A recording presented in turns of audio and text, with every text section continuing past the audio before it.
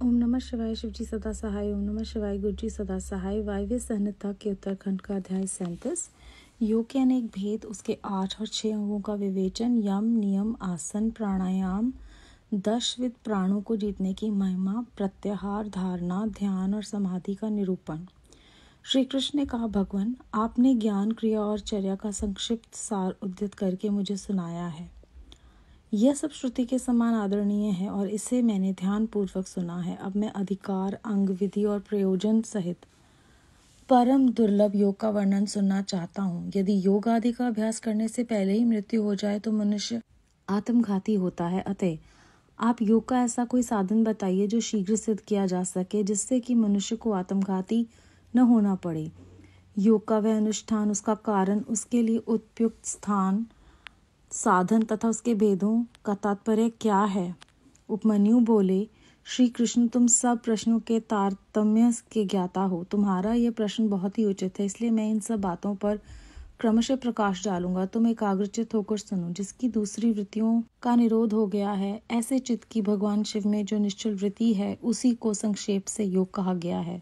यह योग 5 प्रकार का है: मंत्र योग, स्पर्श योग, भाव योग, अभाव योग और महायोग। मंत्र जप के अभ्यास वश मंत्र के वाच्यार्थ में स्थित हुए विक्षेप रहित जो मन की वृत्ति है, उसका नाम मंत्र योग है। मन की वही वृत्ति जब प्राणायाम को प्रधानता दे तो उसका नाम स्पर्श योग होता है। वही स्पर्श योग जब मंत्र के स्पर्श से रहित हो तो भाव योग कहलाता है, जिससे संपूर्ण विश्व के रूप मात्र का अव्यय विलीन तिरोहित हो जाता है। उसे अभाव योग कहा गया है, क्योंकि उस समय सद्वस्तु का भी भान नहीं होता, जिससे एकमात्र अपाधि शून्य शिव स्वभाव का चिंतन किया जाता है और मन की वृत्ति शिव में हो जाती है। उसे महायोग कहते हैं। देखे और सुने गए लौकिक और पारलौकिक विषयों की ओर से जिसका मन विरक्त हो गया हो, उसी का योग में अधिकार है, दूसरे किसी का नहीं। लौकिक और पारलौकिक दोनों विषयों के दोषों का और ईश्वर के गुणों का सदा ही दर्शन करने से मन विरक्त होता है। प्राय सभी योग 8 या 6 अंगों से युक्त होते हैं: यम, नियम, स्वास्तिक आदि आसन, प्राणायाम, प्रत्याहार, धारणा, ध्यान और समाधि। ये विद्वानों ने योग के 8 अंग बताए हैं। आसन, प्राणायाम, प्रत्याहार, धारणा, ध्यान और समाधि ये थोड़े में योग के 6 लक्षण हैं। शिव शास्त्रों में इनके पृथक पृथक लक्षण बताए गए हैं। अन्य शिवागमों में, विशेषतः कामादिक आदि में, योग शास्त्रों में और किन्हीं पुराणों में भी इनके लक्षणों का वर्णन है। अहिंसा, सत्य, असत्य, ब्रह्मचर्य और अपरिग्रह, इन्हें सत्पुरुषों ने यम कहा है। इस प्रकार यम 5 अवयवों के योग से युक्त है। शौच, संतोष, तप, जप अर्थात स्वाध्याय और प्रणिधान, इन 5 भेदों से युक्त दूसरे योगांगों को नियम कहा गया है। तात्पर्य यह है कि नियम अपने अंशों के भेद से 5 प्रकार का है। आसन के 8 भेद कहे गए हैं: स्वास्तिक आसन, पाद्य आसन, अर्धचंद्रासन, वीर आसन, योग आसन, प्रसादितासन, प्रयकासन और अपनी रुचि के अनुसार आसन। अपने शरीर में प्रकट हुई जो वायु है उसको प्राण कहते हैं। उसे रोकना ही उसका आयाम है। उस प्राणायाम के 3 भेद कहे गए हैं: रेचक, पूरक और कुंभक। नासिका के एक छिद्र को दबाकर या बंद करके दूसरे से उदर स्थित वायु को बाहर निकालें, इस क्रिया को रेचक कहा गया है। फिर दूसरे नासिका छिद्र के द्वारा बाह्य वायु से शरीर को धौंकनी की भांति भर लें, इसमें वायु के पूरण की क्रिया होने के कारण इसे पूरक कहा गया है। जब साधक भीतर की वायु को न छोड़ता है और न बाहर की वायु को ग्रहण करता है, केवल भरे हुए घड़े की भांति अविचल भाव से स्थित रहता है, तब उस प्राणायाम को कुंभक नाम दिया गया है। योग के साधक को चाहिए कि वह रेचक आदि तीनों प्राणायाम को न तो बहुत जल्दी करे न बहुत देर से करे। साधना के लिए उदित हो क्रम योग से उसका अभ्यास करे। रेचक आदि में नाड़ी शोधक पूर्वक जो प्राणायाम का अभ्यास किया जाता है उसे स्वेच्छा से उत्क्रम पर्यंत करते रहना चाहिए। ये बात योग शास्त्र में बताई गई है। कनिष्ठ आदि के क्रम से प्राणायाम 4 प्रकार का कहा गया है। मात्रा और गुणों के विभाग तारतम्य से ये भेद बनते हैं। 4 भेदों में से जो कन्यक या कनिष्ठ प्राणायाम है, ये प्रथम उदात्त कहा गया है।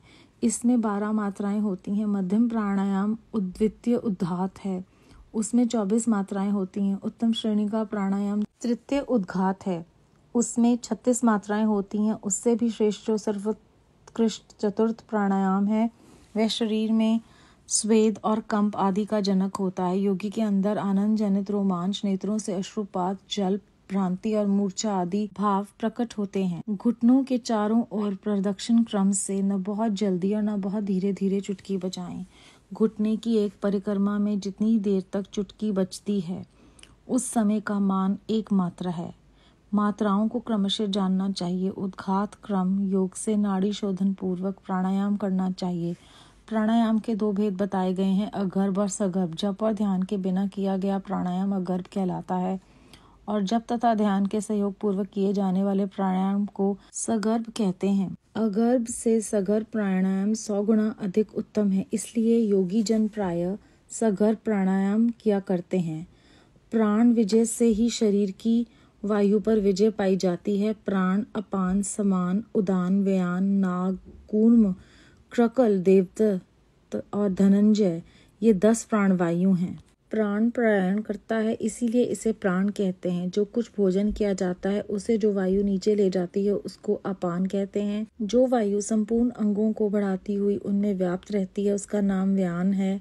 जो वायु मर्म स्थानों को उद्वेजित करती है उसकी उदान संज्ञा है। जो वायु सब अंगों को संभाव से ले चलती है वे अपने उस सामान्य रूप कर्म से समान कहलाती है। मुख से कुछ उगलने में कारणभूत वायु को नाक कहा गया है। आंख खोलने के व्यापार में कूर्म नामक वायु की स्थिति है। छींक में क्रकल और जम्भाई में देवदत्त नामक वायु की स्थिति है। धनंजय नामक वायु संपूर्ण शरीर में व्याप्त रहती है। वह मृत शरीर को भी नहीं छोड़ती। क्रम से अभ्यास से लाया हुआ यह प्राणायाम जब उचित प्रमाण या मात्रा से युक्त हो जाता है तब वह कर्ता के सारे दोषों को दग्ध कर देता है और उसके शरीर की रक्षा करता है। प्राण पर विजय प्राप्त हो जाए तो उससे प्रकट होने वाले चिन्हों को अच्छी तरह देखें। पहली बात यह होती है कि विष्ठा, मूत्र और कफ की मात्रा घटने लगती है। अधिक भोजन करने की शक्ति हो जाती है और विलंब से सांस चलती है। शरीर में हल्कापन आता है। शीघ्र चलने की शक्ति प्रकट होती है। हृदय में उत्साह बढ़ता है। स्वर में मिठास आती है। समस्त रोगों का नाश हो जाता है। बल, तेज और सौंदर्य की वृद्धि होती है। घृति, मेधा, युवापन, स्थिरता और प्रसन्नता आती है। तप, प्रायश्चित, यज्ञ, दान और व्रत आदि जितने भी साधन है यह प्राणायाम के 16वीं कला के भी बराबर नहीं है। अपने अपने विषय में आसक्त हुई इंद्रियों को वहां से हटाकर जो अपने भीतर निग्रहित करता है उस साधन को प्रत्याहार कहते हैं। मन और इंद्रियां ही मनुष्य को स्वर्ग तथा नरक ले जाने वाली हैं। यदि उन्हें वश में रखा जाए तो वह स्वर्ग की प्राप्ति कराती हैं और विषयों की ओर खुले छोड़ दिया जाए तो वह नरक में डालने वाली होती हैं। इसलिए सुख की इच्छा रखने वाले बुद्धिमान पुरुष को चाहिए कि वह ज्ञान वैराग्य का आश्रय ले। इंद्रिय रूप अश्वों को शीघ्र ही काबू में करके स्वयं ही आत्मा का उद्धार करे। चित्त को किसी स्थान विशेष में बांधना, किसी ध्येय विशेष में स्थिर करना, यही संक्षेप से धारणा का स्वरूप है। एकमात्र शिव ही स्थान है, दूसरा नहीं, क्योंकि दूसरे स्थानों में त्रिविध दोष विद्यमान है। किसी नियत काल तक स्थान स्वरूप शिव में स्थापित हुआ मन जब लक्ष्य से च्युत न हो तो धारणा की सिद्धि समझना चाहिए, अन्यथा नहीं। मन पहले धारणा से ही स्थिर होता है, इसीलिए धारणा के अभ्यास से मन को धीर बनाएं। अब ध्यान की व्याख्या करते हैं। ध्यान में ध्यय चिंतायाम यह धातु माना गया है। इसी धातु से ल्युट प्रत्यय करने पर ध्यान की सिद्धि होती है। अतः विक्षेप रहित चित्त जो शिव का बारंबार चिंतन किया जाता है उसी का नाम ध्यान है। ध्येय में स्थित हुए चित्त की जो ध्ययाकार वृत्ति होती है और बीच में दूसरी वृत्ति अंतर नहीं डालती, उस ध्ययाकार वृत्ति का परवार रूप से बना रहना ध्यान कहलाता है। दूसरी सब वस्तुओं को छोड़कर केवल कल्याणकारी परम देव देवेश्वर शिव का ही ध्यान करना चाहिए। वे ही सबके परम ध्येय हैं। यह अर्थवेद की श्रुति का अंतिम निर्णय है। इसी प्रकार शिवा देवी भी परम ध्येय है। ये दोनों शिवा और शिव संपूर्ण भूतों में व्याप्त हैं। श्रुति, स्मृति एवं शास्त्रों में से यह सुना गया है कि शिवा और शिव सर्वव्यापक, सर्वदा उदित, सर्वज्ञ एवं नाना रूपों में निरंतर ध्यान करने योग्य है। इस ध्यान के 2 प्रयोजन जानने चाहिए। पहला है मोक्ष और दूसरा प्रयोजन।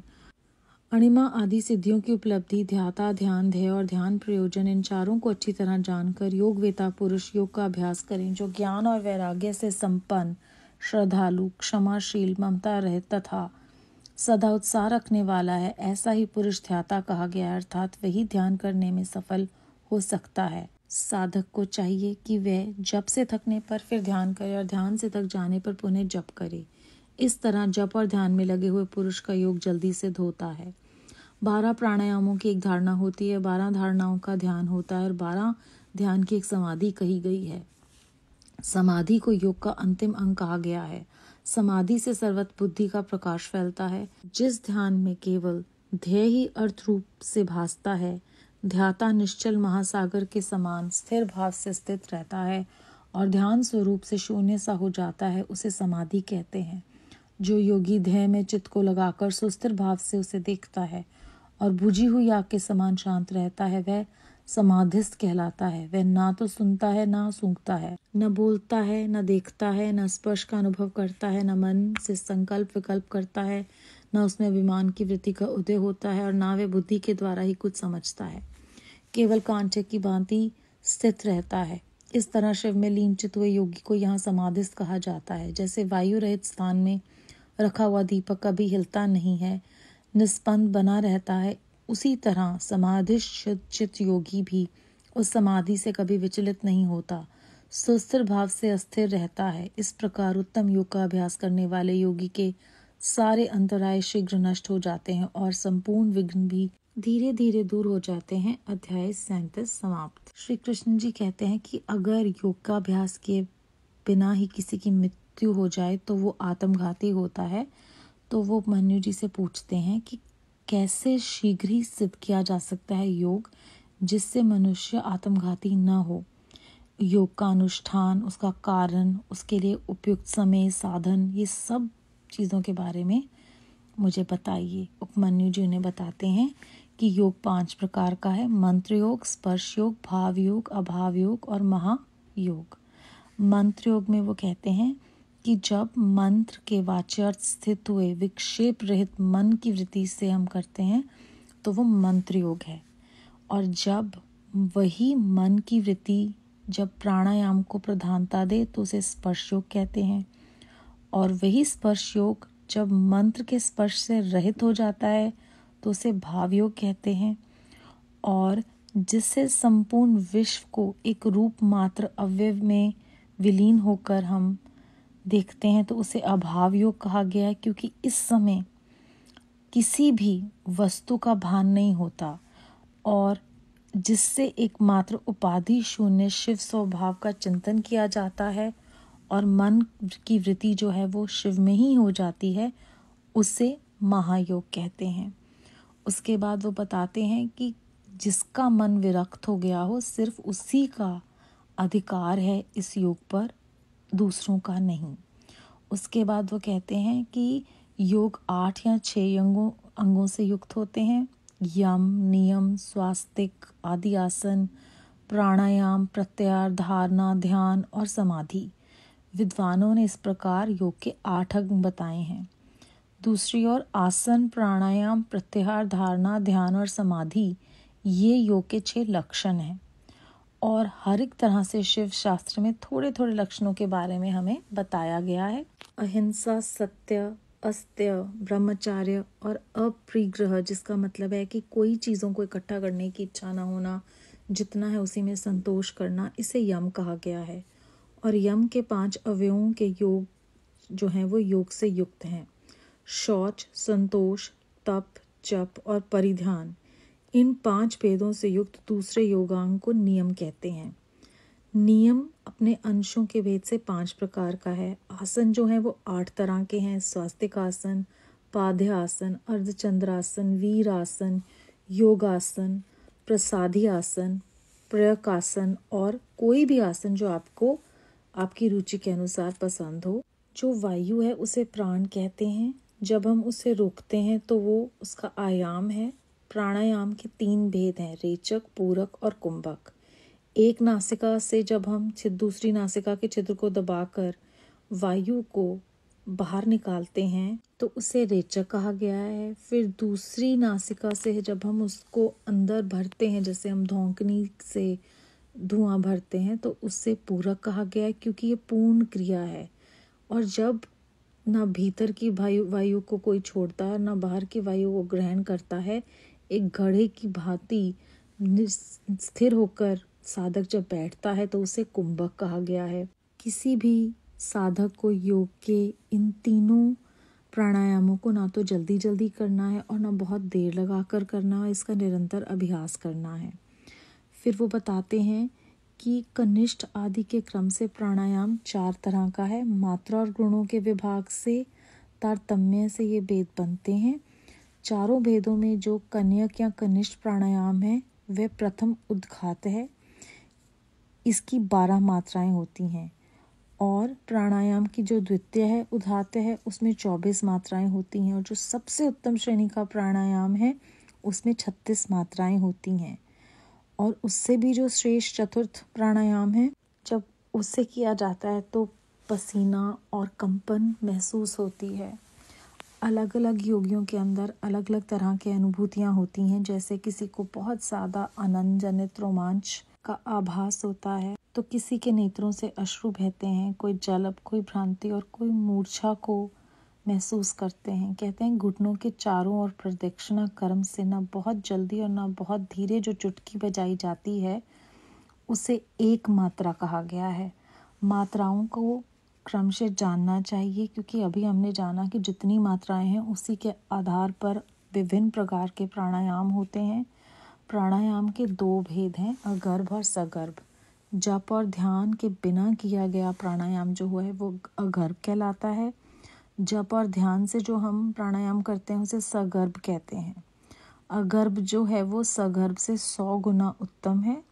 इसीलिए जो योगी जन है वो सगर्भ प्राणायाम करने का प्रयत्न करते हैं और शरीर की वायु पर इस तरह से विजय पाई जाती है। प्राण, अपान, समान, उदान, व्यान, नाग, कूर्म, कृकल, देवदत्त और धनंजय ये 10 प्राण वायु कहलाए गए हैं।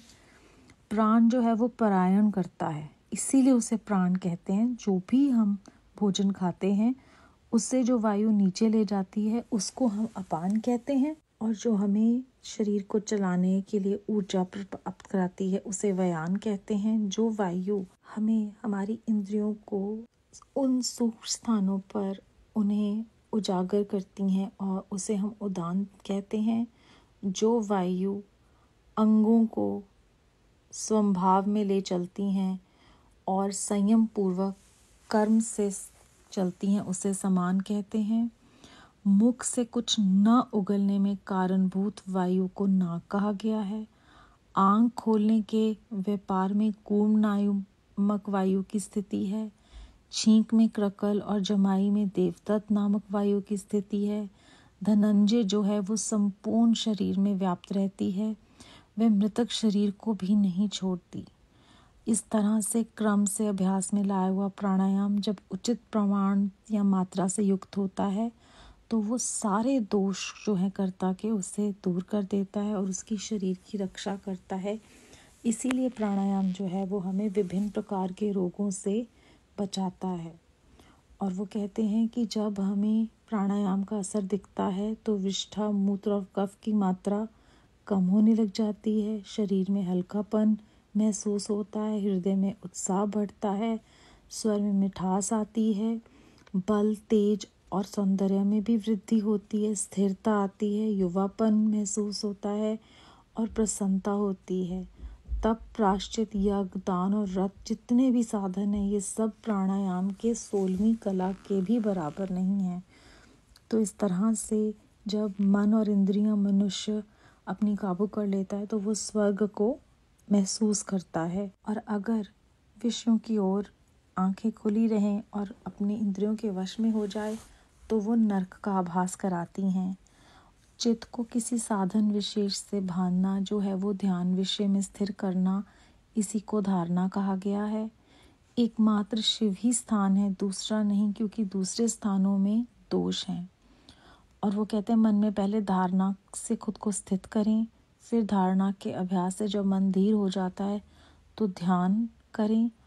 और इसी तरह से जब बारंबार शिव जी का चिंतन किया जाता है तो उसे ध्यान कहा गया है। जब स्थित हुए चित्त को ध्यान करने वाला अपने ध्यान में वृद्धि करता हुआ महसूस करता है तो वो प्रवाह रूप बना ध्यान कहलाता है। सब दूसरी वस्तुओं को छोड़कर सिर्फ शिव जी का ही ध्यान करना चाहिए। शिव और शिवा में निरंतर ध्यान करना चाहिए। साधक को चाहिए कि वो जप से थकने पर ध्यान करे और ध्यान से थकने पर फिर से जप करे। 12 प्राणायामों की एक धारणा होती है और 12 धारणाओं का एक ध्यान होता है और 12 ध्यान की एक समाधि होती है। समाधि को योग का जो है वो अंतिम अंग मानते हैं। जब समाधि से बुद्धि में प्रकाश फैलता है तो सिर्फ निश्चल रूप से जो ध्याता है वो महासागर में स्थिर होकर ध्यान रूप से शून्य हो जाता है, जिसे हम समाधि कहते हैं। जो योगी चित्त को लगाकर सुर स्थिर भाव से शांत बैठा रहता है उसे समाधिस्थ कहते हैं। और ऐसी अवस्था में ना तो उसे कुछ सुनता है, ना वो सूंघ पाता है, ना बोलता है, ना देखता है, ना ही उसे स्पर्श का अनुभव होता है, ना ही उसके मन में संकल्प विकल्प आते हैं। वो अभिमान रहित होता है और वो बुद्धि का इस्तेमाल नहीं करता। जैसे गुरुजी ने कहा था, जोड़े नाल अपनी अकल रख के आओ, तो वो समझ में आता है कि जब आप बिल्कुल शून्य हो जाते हो, उसी परमात्मा में विलीन हो जाते हो, तो कुछ भी नहीं चाहिए होता। और इस तरह से सुस्थिर भाव में स्थिर हुए उस योगी के सारे विघ्न दूर हो जाते हैं और उस परमात्मा के साथ एक होने में। और उस योगी की अवस्था उस दीपक के समान है जो वायु रहित स्थान में है, जो हिलता नहीं है। उसी तरह से एक ही तरह से उसकी लौ है निरंतर। उसी प्रकार वो समाधिष्ठ योगी जो है वो स्थिर चित्त से, स्थिर भाव से उसी परमात्मा में लीन हो जाता है। बेअंत शुक्राना गुरु जी महाराज। ओम नमः शिवाय। शिव जी सदा सहाय। ओम नमः शिवाय। गुरु जी सदा सहाय।